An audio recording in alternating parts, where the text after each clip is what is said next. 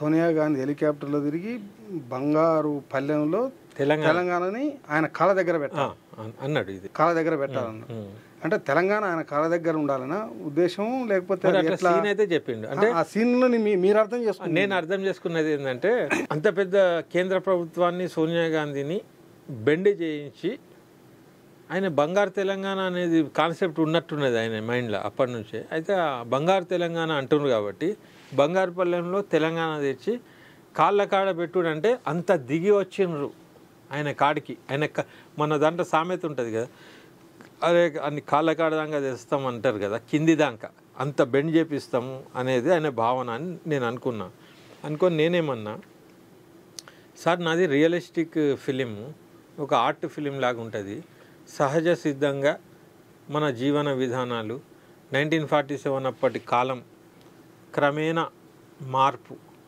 అప్పుడు మోటార్ ఉండే, తర్వాత ఇంజన్ పంపులు వచ్చినాయి, ఇప్పుడు బోరింగ్లు వచ్చినాయి. అప్పుడు గూన పెంకుల ఇండ్లు ఉండేటి, ఆ తర్వాత మిద్దె ఇల్లు టైప్ వచ్చినాయి, ఇప్పుడు మంచిగా వెట్రిఫైడ్ ఆ టైపు బంగ్లోస్ వచ్చినాయి. ఇట్లా నేను ప్రతి లొకేషన్ని కూడా ఆ మార్పు కూడా చాలా కేర్ఫుల్గా తీసుకుపోదాం అనుకుంటున్నా సార్. దాంట్లో ఒకటేసారి ఇంత కళాత్మకంగా తీసినాక ఇది ఒక చరిత్రలో ఉంటుందని తీస్తున్నా సార్. మరి దీంట్లో ఇది తెచ్చి పెడితే అది డిస్టర్బ్ కాదా సార్? అదేమో ఫిక్షన్ లాగా ఉంది, రాని తెలంగాణ వచ్చినట్టుంది. అయితే దానికి ఎవరు కూడా ఫిక్షనేగా అని అన్నాడు సార్ కూడా. అయితే అది ఎవరైనా తీయచ్చు కదా సార్, ఈ కథంలో తెచ్చి అది ఎందుకు పెట్టుడు? ద లీడర్ కేసీఆర్ అని పెట్టి ఆ టైప్ సినిమా తీసేసుకుంటే అది కమర్షియల్గా పోతుంది మంచిగానే.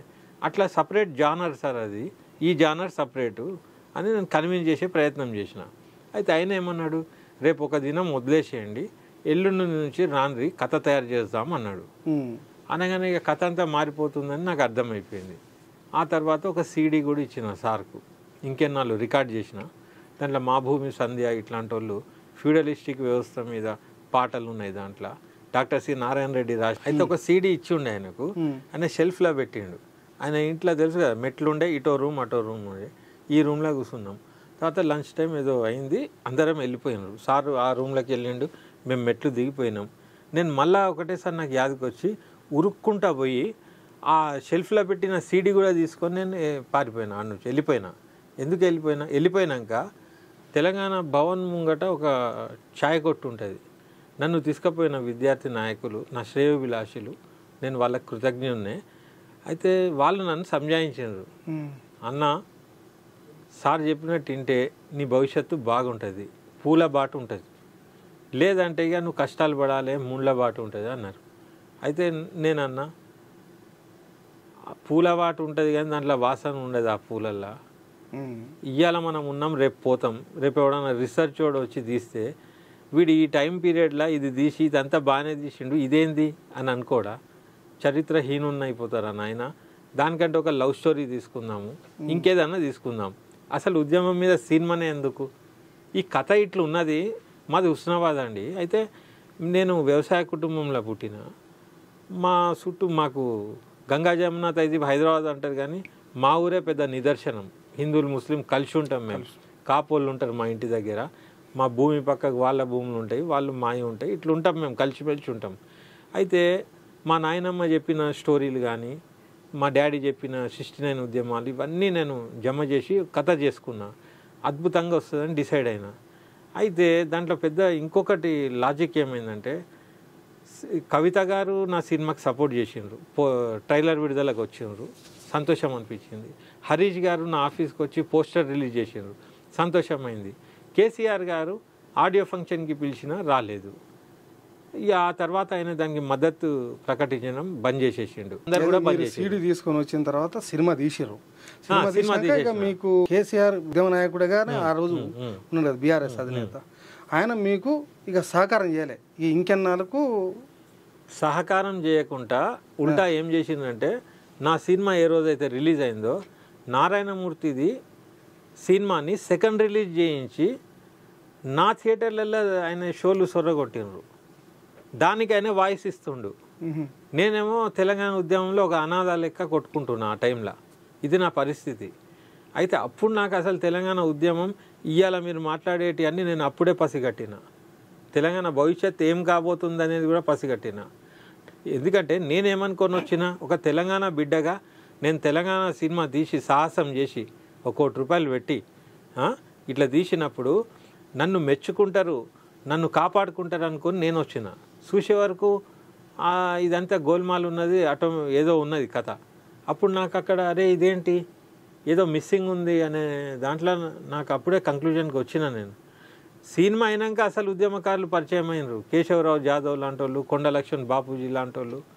కోదండరాం సహకారం చేసిండు, అప్పుడు చేసిండు, ఇప్పుడు చేసిండు, ఎప్పటికి చేసిండు. ఆయన యాక్టింగ్ కూడా చేసిండు నా సినిమాలో. గద్దర్ కూడా నా సినిమాలో యాక్టింగ్ చేసిండు, ఒక పాట చేసిండు ఆయన. కేసీఆర్ గారిది కూడా ఒక సీన్ ఉండే ఇప్పటి ఉద్యమం తీసేటప్పుడు, నాకు టైం ఇవ్వలే. కాబట్టి ఆయన అదే మన టీవీ క్లిప్స్ ఉంటాయి కదా కొన్ని 4Kతో తీసినాయి, అవి తీసి మేనేజ్ చేసుకున్నా నేను. సమూహం ఆయన కూడా ఉన్నాడు నా సినిమాలో, కాదని కాదు. ఆయన నేను బాగానే అభిమానించేది వాస్తవానికి. నా సినిమా స్టార్టింగ్లో కూడా కృతజ్ఞతలు అనే దాంట్లో కేసీఆర్ పేరు కూడా ఉంటుంది, గద్దర్ది కూడా ఉంటుంది. కానీ ఆయన చెప్పిన మార్పులు మీరు చేయలేదుగా. ఏది మార్పు చేయలే. ఎందుకు చేయలే అంటే అండి, నేను ధైర్యం చేసి తెలంగాణ ఉద్యమంకి రావడమే ఒక నిజాయితీ ఉండడం వల్ల. నేను ఎవరో చెప్పినని నాకు లాభం అవుతుందని వచ్చేటట్టు ఉంటే అది ఉద్యమకారుని లక్షణం కాదు అది. అప్పుడు నేను ఉద్యమంలోకే వచ్చే అవసరం ఏముంది నాకు అట్లా కాంప్రమైజ్ అయితే? అదే ఆంధ్ర వాళ్ళ పెత్తనంలో నేనేదో పోయి ఇప్పుడున్న ఎంతమంది డైరెక్టర్లు లేరు, అట్లా నేను కూడా ఇమిడిపోయేటోన్ని కదా. అట్లా ఇమిడకనే కదా ఇదంతా. కనీసం మీ ఖర్చులు కూడా లాభాలు వచ్చినాయా, మీరు నమ్ముకుర్రా సినిమా తీసి? కాదండి, పెట్టినవి వస్తే గింత గ్యాప్ ఎందుకు వస్తుంది? పెట్టిన ఖర్చులు కూడా కాదు. కానీ నాకు ఎట్లా వచ్చిందంటే, సినిమా రెడీ అయ్యే క్రమంలోనే రికార్డ్ స్థాయిలో ఆదిత్య మ్యూజిక్ వాళ్ళు ఇవాళ రేపు ఆడియో రైట్స్ లేవు, వాళ్ళు వచ్చిన దాంట్లో ఏదో క్లిక్స్ మీద అంటారు. కానీ నా సినిమాకు 3 సార్లు దయానంద్ అనేటైన తిరిగి నా ఆఫీస్లో కూర్చొని 3 సార్లు వచ్చి 3వ మీటింగ్లో ₹2 లక్షల క్యాష్ ఆంధ్రజ్యోతిలో యాడ్ ఇచ్చిండు అన్నట్టు. అది ఒక క్రేజ్ ఉన్న ప్రాజెక్ట్కే వస్తాయి. ఒక లెవెల్లో పోయింది ఇది. నేను నైజాం టార్గెట్ చేసిన ఇక్కడ ఏరియా. ఇప్పుడు కేసీఆర్ ఎన్నో సినిమాలకు సపోర్ట్ చేసి పార్టీతో ప్రమోట్ చేసి ఇన్ని చేసిండు కదా. నాకు ఏం లేదు, ఆయన జస్ట్ నారాయణమూర్తి సినిమా నా సినిమా దాని మీద వేయకుండా నాకు ఇచ్చినటువంటి టాకీస్లల్లా ఆయనే వేసేసిండ్రు. ఇల్లీగల్ అది యాక్చువల్లీ. నాకు ఫిలిం ఛాంబర్ వాళ్ళు అగ్రిమెంట్ చేసుకోలేని నమ్మకంతో పట్టి డేట్ ఫిక్స్ చేయించిండ్రు, యాడ్ వేయించిండ్రు. ఆంధ్రజ్యోతిలో 15 లక్షల హోర్డింగ్లు పెట్టించిండ్రు. మొత్తం వేసినాక చూస్తే నారాయణమూర్తిది సెకండ్ రిలీజ్ ఏమవసరం అండి? అది వేసి మళ్ళీ బహిరంగ సభలల్లో నారాయణమూర్తి సినిమా రిలీజ్ అని ప్రమోట్ చేస్తుండ్రు. అయితే ఓయూ స్టూడెంట్స్ వీళ్ళు నా సినిమా చూడడానికి వెళ్ళిన వాళ్ళకు పోగానే నారాయణమూర్తి బొమ్మ ఉన్నది నా సినిమా చూడనీకి వస్తే.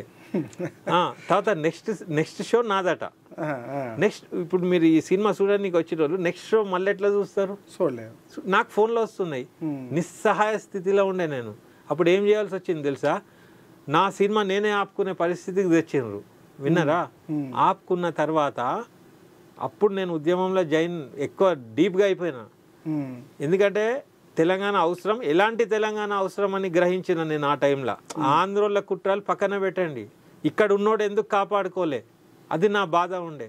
అంటే తెలంగాణని అడ్డం పెట్టి ఏ ఎజెండాతో వస్తుండ్రు వీళ్ళు అనేది నాకు డౌట్ వచ్చింది. అప్పుడు ఒక తెలంగాణ బిడ్డగా నేను ముందుకొచ్చి ఒక సినిమా తీసి పైసలు పెట్టి తీసేటప్పుడు నన్ను ఎట్లా కాపాడుకోవాలి?